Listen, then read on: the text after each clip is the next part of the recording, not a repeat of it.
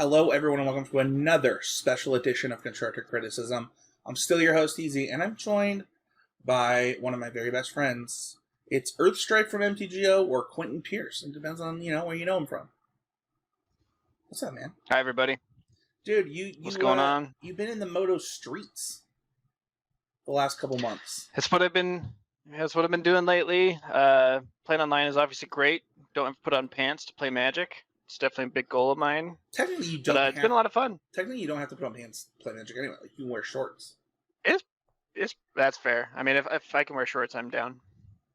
So, QJ, you left. I mean, you were back on for like this 200th episode. I think the 400th episode, or just different areas of the podcast. But like you really were part of the show around, I think, like the 50s to the early 100s. You did the show with Casey and myself, then it was just me and you for a while. What kind of thinking back, like, what is that, like 2014? I can't even think of like the years that would be. That sounds right. 2012 to 2014-ish. Yeah, so I gotta ask you, like, when I first messaged you, I think I messaged you either like in October or so. I was like, hey, I'm thinking of doing like special episodes with all the former co-hosts in different eras. Like, what? It's been 10 years of CCMTG. Like, what did that sound like in your head? It's wild. I mean, it's cool to kind of be from the ground up. Obviously, I wasn't there for the first 50 episodes, but podcasts that you and I and some friends did before, obviously it was not grade A material from us.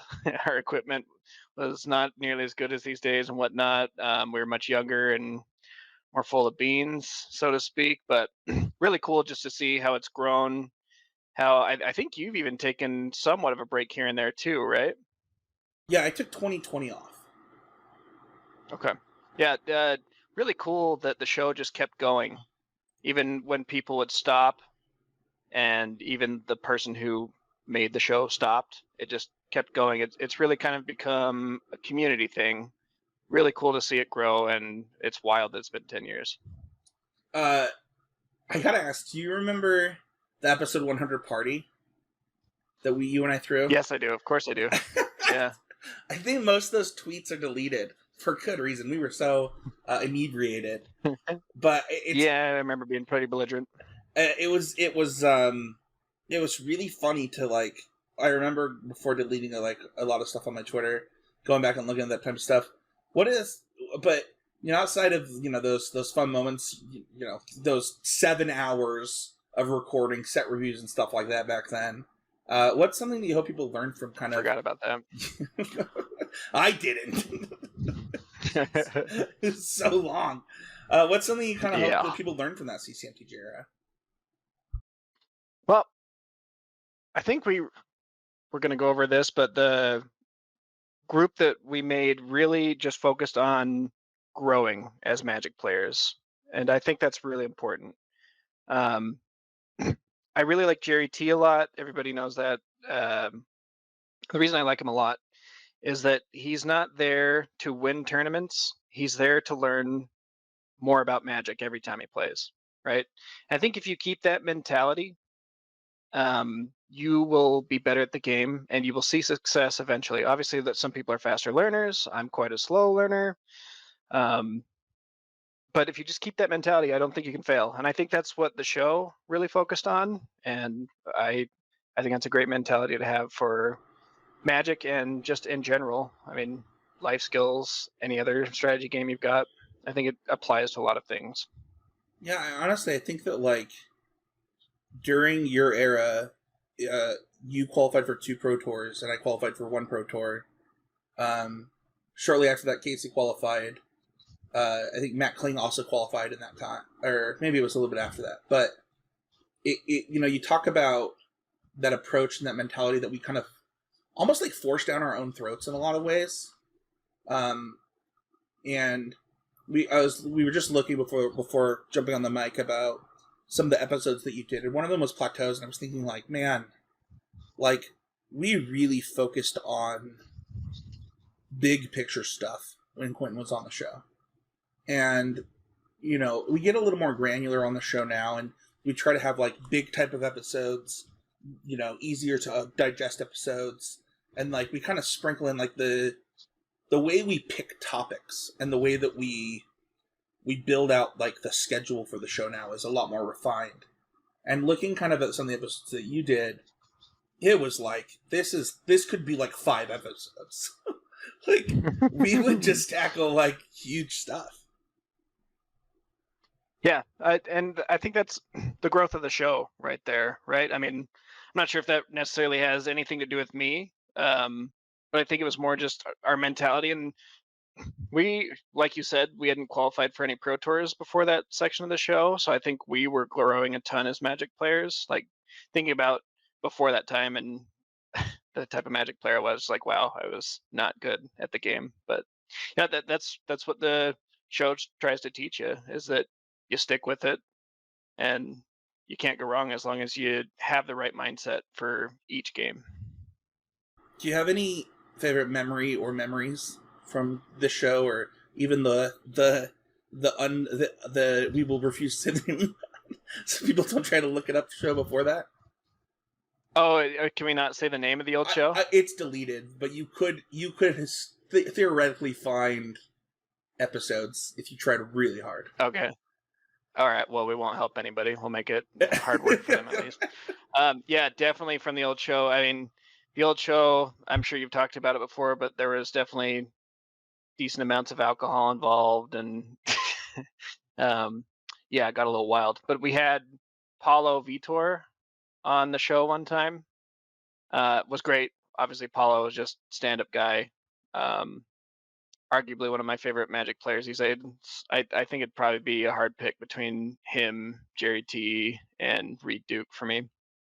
Anyway, back in the day, we were just, floored that he would even give us the time of day and do a podcast with us. And I think it was at the end of the show, right? One of our old buddies, I guess we won't name him too, but a little eccentric and maybe said some stuff that maybe he should have kept to himself. But anyway, we were ending the show, I think, and everybody was going to ask Paulo like one question, and Gavin said, I'm trying to remember verbatim what he said.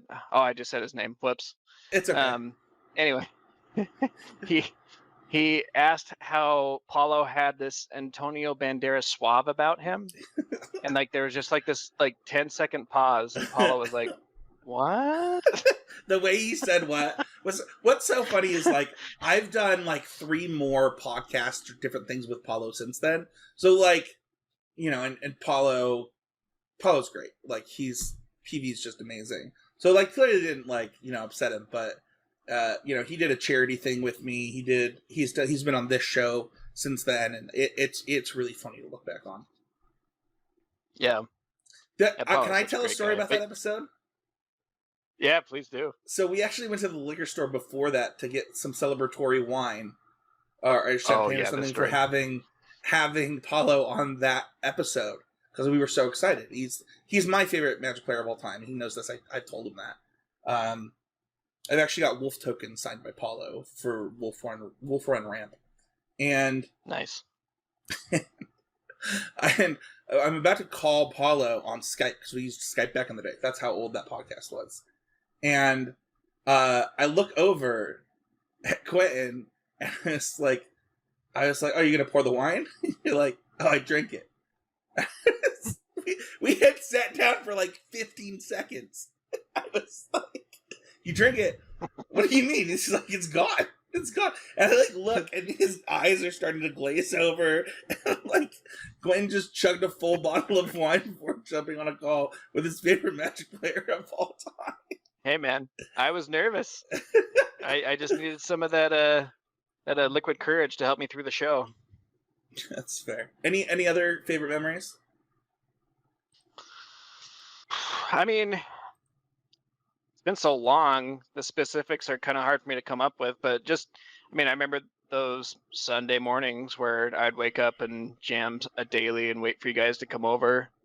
We'd eat some breakfast burritos and record a podcast. I mean, those were just good times. Maybe hit like a Sunday draft or something like that after. Like, it's amazing how much Magic we played and lived back in the day.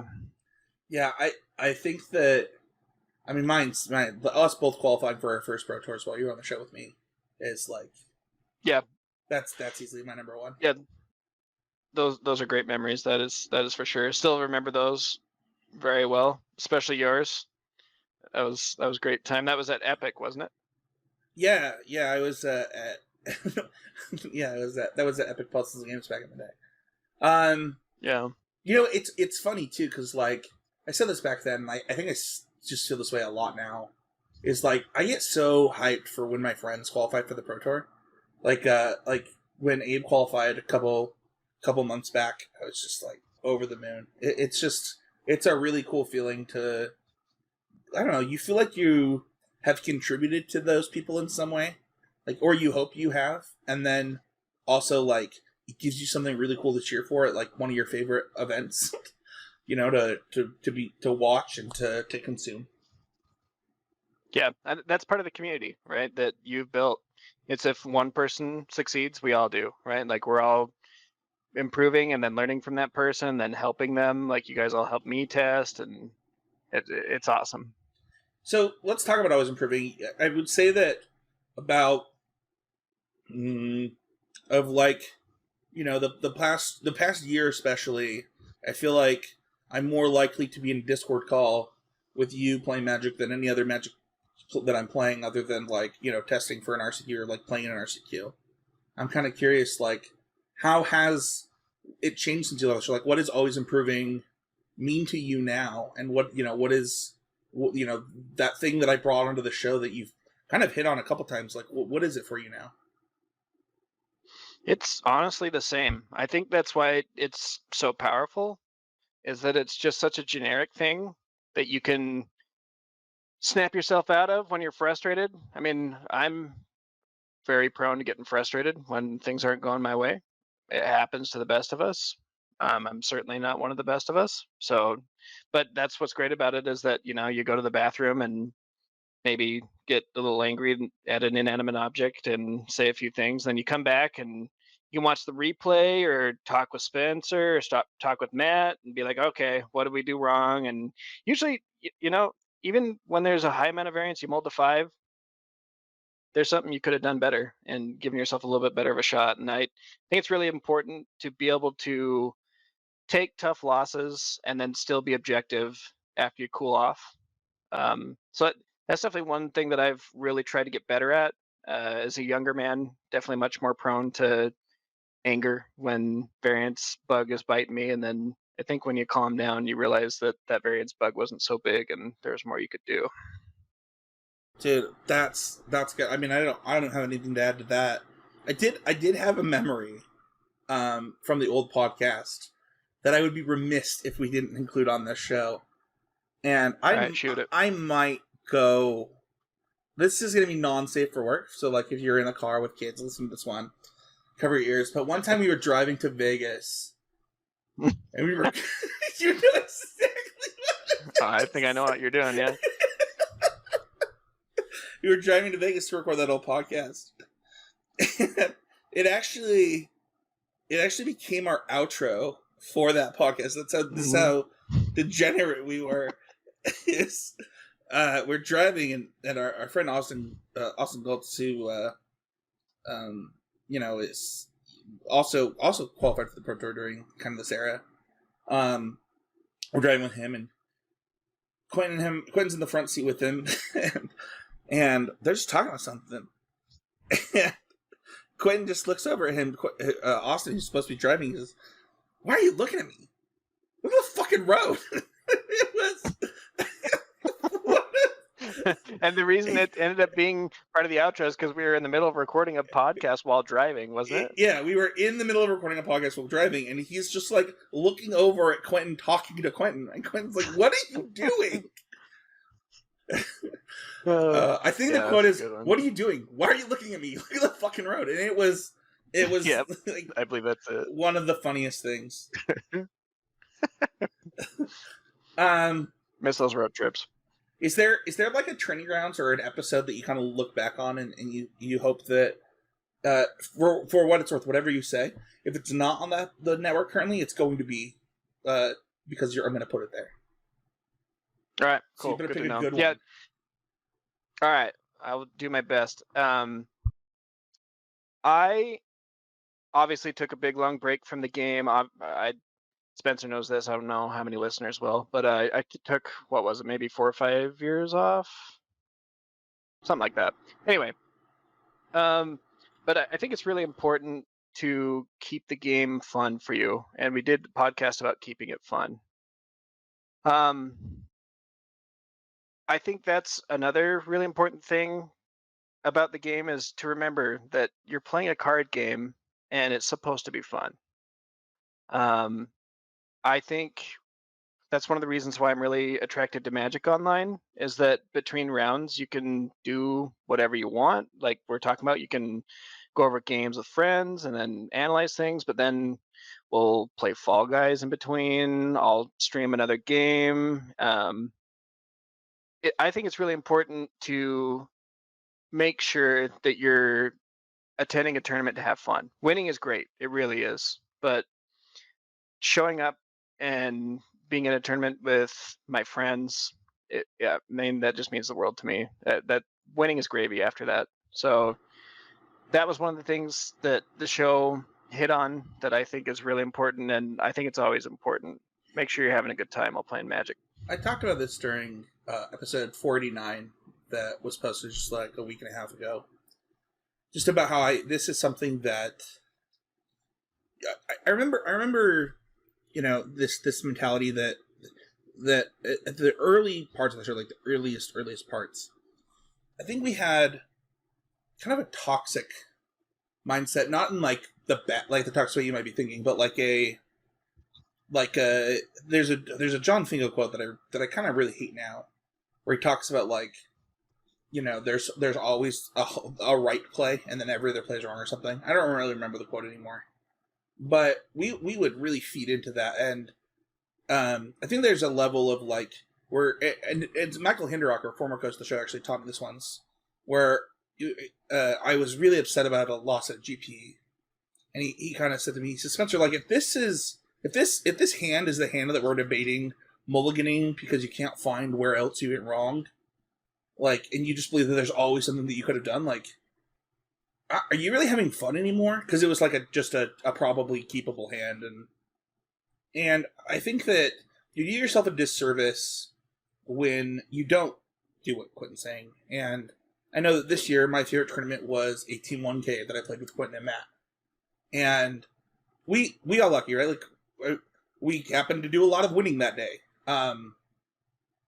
but I think that it would have been fun outside of the winning because of that always improving mentality that we brought before the tournament. The funnest part about that tournament was all the things that we did together beforehand, to get our deck lists together, to get our sideboard plans ready, for Matt to not put the right... I mean, like, Matt literally put the wrong sideboard options on my piece of paper. I forgot the sideboard guides that I had printed off. Like, it was just a fun tournament. Yeah, preparing for it, grinding some Magic Online, doing calls together and making sure we like our sideboard plans. Even I just love owning Magic cards and finding all those cards and putting them together and handing my friends decks. Like that's just fun. Like just make sure you do that type of stuff. Remember that we get to play this awesome game with these cards with gorgeous art and be nerds and be in the same room together. Like it's just fun. But winning's great too. What do you hope CC brings to people in the future? You're not one of the coasts anymore, but if I could, if in 10 more years, somebody brings up CC, we're suddenly the biggest Magic the Gathering podcast, and you could say I was a part of that. What do you hope that it brings to the listeners? Interesting question. Man, maybe I'm speaking from a place of love a little bit too much, but it's kind of tough for me to think of something that the show needs to hit on that it doesn't already. Um, I would say just keep things going on strong. Uh, I really hope that mentality doesn't die. That not everybody has to be around for the show to keep going. It's more of a community thing. Um, I really hope the community just keeps growing, and I don't see any reason why it wouldn't if you keep on this track. Thanks, man. If people want to find you in the anywhere, where could they find you? So I'm not really on Twitter anymore. I get annoyed with it when I have to sign in and see that X symbol. But I'm on Facebook. Just Quentinn Pearce as it's spelled. Magic Online Earthstripe. That's URTHSTRYPE. I'm usually grinding the modern challenges on Saturdays if I'm not playing Paper with Spence. Yeah, I'm always around playing Magic. If you want any shout-outs you want to say before we wrap it up? I'll give a shout out to Matt Kling and Casey Bloodworth. Much more Casey than Matt, but I don't get to spend time with those guys nearly as much. We had some great memories. I just hope they're doing well. I'll tell Matt. Great times. I'll great tell memories. Matt that you said the opposite. I'll say it. He's not going to listen, so I'll just tell him, like, Quinn actively harassed you on the podcast. He'll believe it. He'll believe it. I want to give a shout out to you, man. Like, I appreciate the kind words you said about where the show's at, but I honestly think that, like, it's the... I think that, like, I said this to Casey too, and to Matt, but, like, I think that the foundation for the show and the reason the shift from the shows, right? The reason we stopped doing the old one is because I wanted to provide something of value, and I believed in you guys to provide value and to provide a atmosphere and a mindset that I think other people could adopt and work towards. Because I saw that when I started working with you guys, I got a lot better at the game. And, I just shout out to you. Like, I don't think the show would exist without you. And it's been... Oh, I don't want to cry. It's been, like, the biggest part of my life. So I owe a lot of that to you. Well, that is incredibly kind. I am not sure if it's well-deserved, but I do appreciate it. And you brought me Belgium chocolate from the Pro Tour. What else could I want? That's true. That is pretty sweet. Okay. Well, thank you everybody so much for listening. If you want to find Quentinn, you can find him right where he said. If you want to, don't forget you can support the show on Patreon. And thank you so much, everybody, for 10 years of constructive criticism.